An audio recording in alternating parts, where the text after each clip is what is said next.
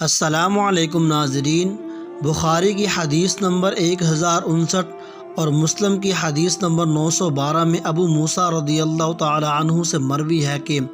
ایک بار سورج گرہن ہو گیا تو رسول اللہ صلی اللہ علیہ وسلم گھبرا کر کھڑے ہوئے، کہیں قیامت قائم نہ ہوگی ہو۔ تو آپ صلی اللہ علیہ وسلم مسجد میں تشریف لائے اور خوب لمبے قیام، رکوع اور سجدے کے ساتھ نماز پڑھائی۔ میں نے اس سے پہلے آپ کو کبھی اتنی لمبی نماز پڑھاتے ہوئے نہیں دیکھا تھا۔ اس وقت آپ صلی اللہ علیہ وسلم نے فرمایا تھا، اللہ تعالیٰ کی طرف سے ارسال کردہ یہ نشانیاں کسی کی موت یا زندگی کی وجہ سے رونما نہیں ہوتی،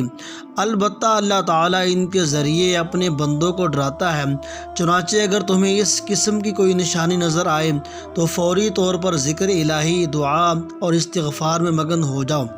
سورج گرہن کی نماز یعنی نماز کسوف کا طریقہ یہ ہے کہ انسان تکبیر تحریمہ کہے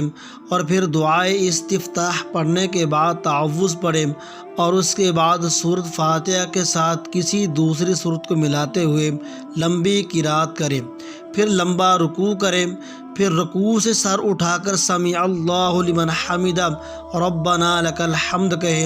پھر دوبارہ سے سورۃ فاتحہ کے ساتھ کسی دوسری سورت کو ملا کر لمبی قرات کرے،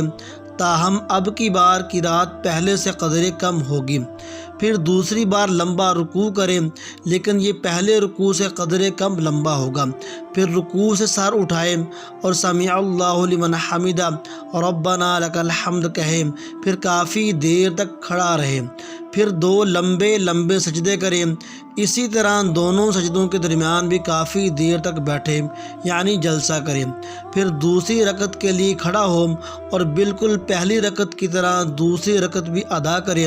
لیکن دوسری رکعت کا ہر عمل پہلی رکعت کے اعمال سے قدرے چھوٹا ہوگا، پھر اس کے بعد تشہد پڑھے اور آخر میں سلام پھیر دے۔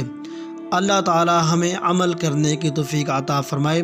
اگر آپ میرے چینل پر نئے ہیں تو چینل کو سبسکرائب کر دیں، بیل آئیکن کو دبا دیں۔ ملتے ہیں اگلی ویڈیو میں، تب تک اللہ حافظ، السلام۔